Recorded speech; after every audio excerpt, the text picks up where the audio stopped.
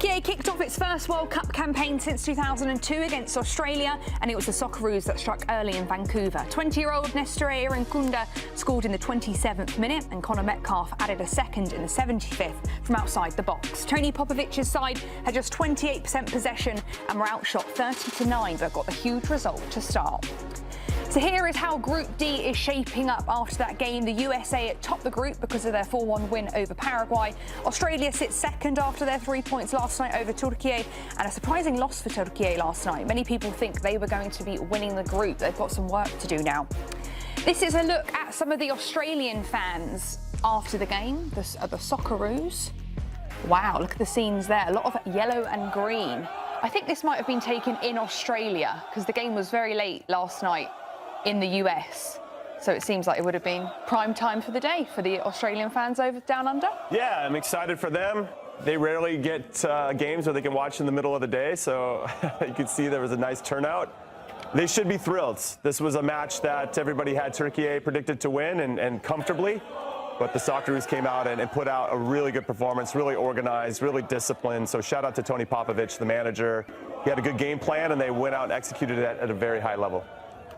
I mean, they know who they are, right? They know who they are, and I think that's a really dangerous thing. So the ability to defend as a team, the ability to attack in specific moments, right? The countering, the sprinting that they create, the danger situations against Türkiye. I think they know who they are, and that's really dangerous. It's turned out to be a little bit of a wild group so far. I know, a very wild group. They won. Here are the odds to advance from Group D for Australia. Jimmy, walk us through these, why don't you? Yeah, I mean, that's pretty good value before the tournament kicks off to get Australia at plus 350 to get through the group. That put down $100, you would win 350 if you had done that. Now, after getting these valuable 3 points, and because third place teams are 8 of the 12 third place teams come in, it's dropped to minus 120, almost even money. So yeah, shout out to the Socceroos. I mean, I thought they were really, really good last night. Yeah, big result. And with that, everybody, we're going to be welcoming in athletic football correspondent Simon Hughes. He was at the game last night. Simon, thank you so much for joining us today. A very surprising result, a great result for Australia. A lot of people thought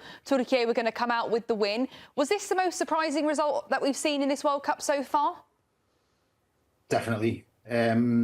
I think it was a performance that appealed to the senses of the Australian people. I spoke to a lot of Australians in Vancouver before the game, and they were actually very confident.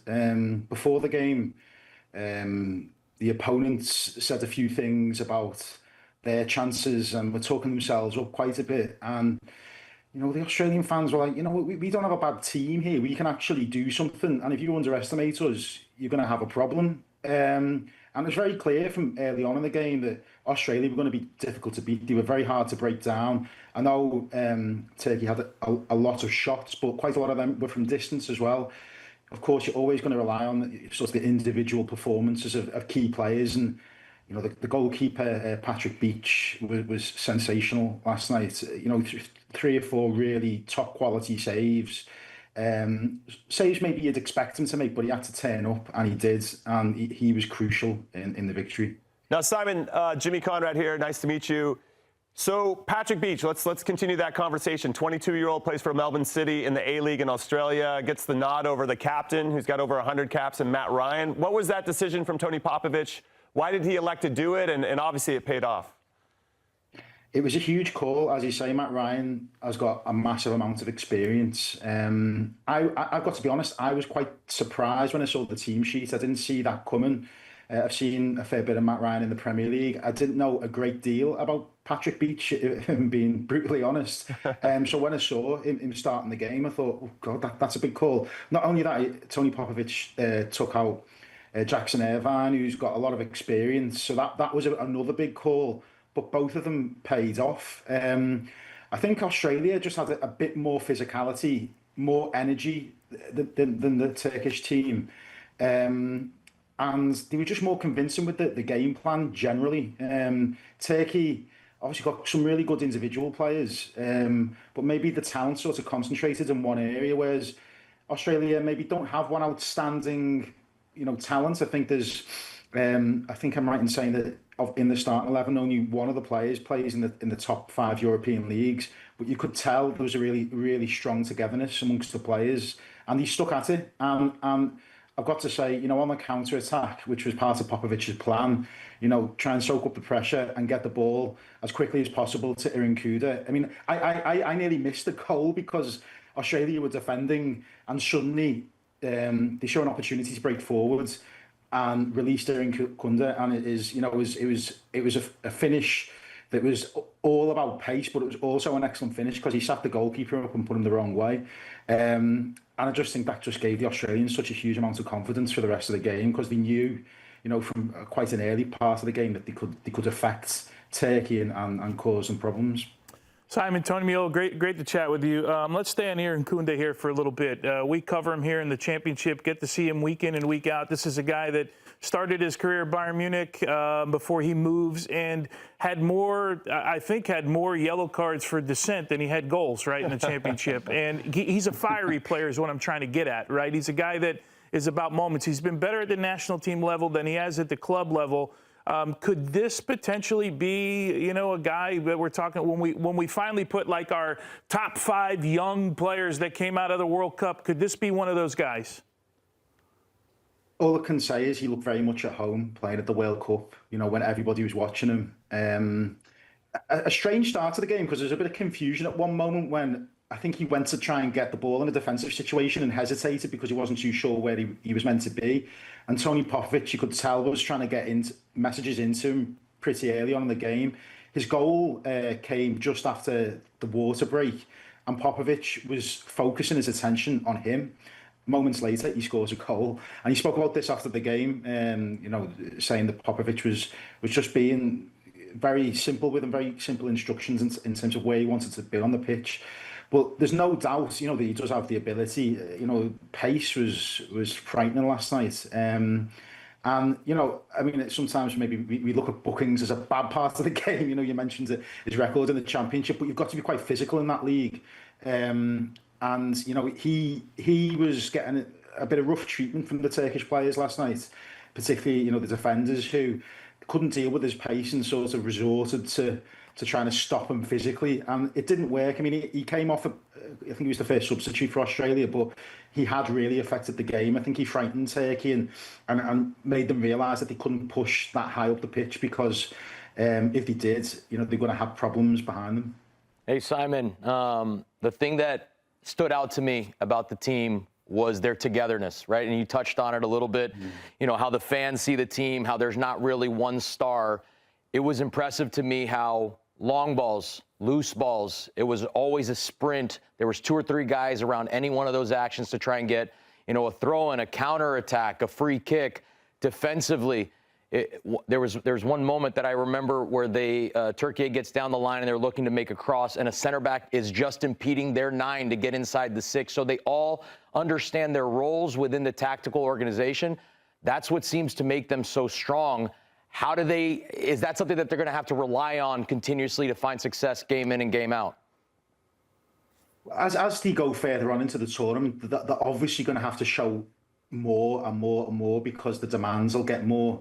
But what I just loved about Australia last night was that they were streetwise. They knew exactly where they needed to be and what they needed to do. You just referenced some of the sort of darker arts in the game. They weren't afraid of getting involved in that side of it. I think, over the years in football, and I suppose the commentary around it, we've all been impressed by, the quality of possession. And I realise over the last couple of years, things have changed in that conversation. We're seeing some of the top teams playing with more of an intent to affect the game from set pieces. But, Australia, what really impressed me about them, they really understood what their limitations were, and they got the maximum out of what they could do. And I think they deserve to win. The game isn't always defined just by who had the most shots or who had the most possession. Sometimes it can be quite misleading. I always felt that Australia had control of what was going on. Okay, occasionally they needed the goalkeeper to step in and do his thing, but that's what goalkeepers are there for. People forget this. So it was a really encouraging performance. And the thing is, I really felt in Vancouver yesterday that they have the fans behind them. I think that is such a big thing in World Cup football. Not every nation, a lot of nations fans turn up and want the team to do well, but Australia really, really believed they could affect this game and actually, make an imprint on this tournament. So I think they're going to be quite difficult to stop. And the US, if they underestimate them, might have a few problems. Simon, I think what you said was the goalkeepers are there to clean up everybody else's mess. Is exactly what you meant. Coming from the goalkeeper. All right then, Simon, thank you very much. Some great insight there. Enjoy the rest of the games in Vancouver. Thanks a lot. OK, then, everyone. So, Türkiye, we weren't able to talk to Simon about it, but disappointing loss for them. 30 shots with no goal. I think that's the most from any country since 2006. So, quite insightful there. Let's talk about Australia, though, because they're going to be facing the US men's national team next Friday.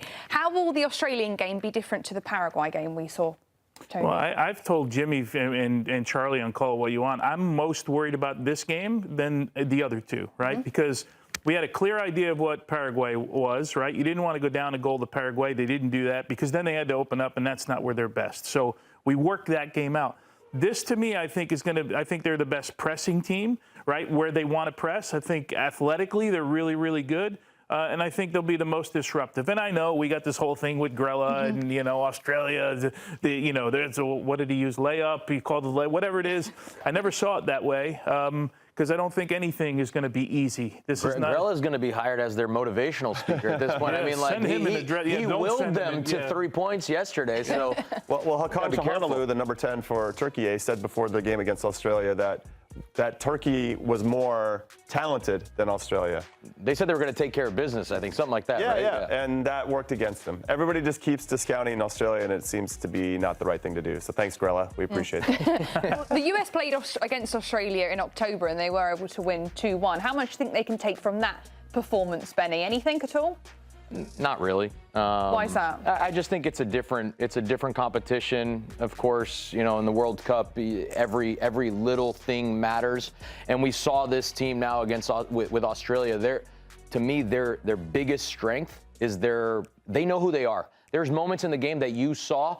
The Koundé just boot the ball forward because he's just like, I'm not going to take any chances of a repressing moment, and we'll defend from deeper. They know who they are. It might not be always the most attractive, but it's extremely effective, and I think that's going to be a difficulty that the U.S. finds to break down. I will say, though, in that game that we played against Australia, Roldan found himself in a good pocket of space, a little bit of interchange in midfield. We broke through their pressure, and then Haji Wright made a really good run in behind their back four. In a tight space, we slotted it. He ended up scoring. I think that's the way you have to do it against Australia. It's going to be even harder to replicate that because they know what they should be looking for. Obviously, the lineups will be a little bit different. And then on the other side, Australia scored on us shutting off on a throw-in.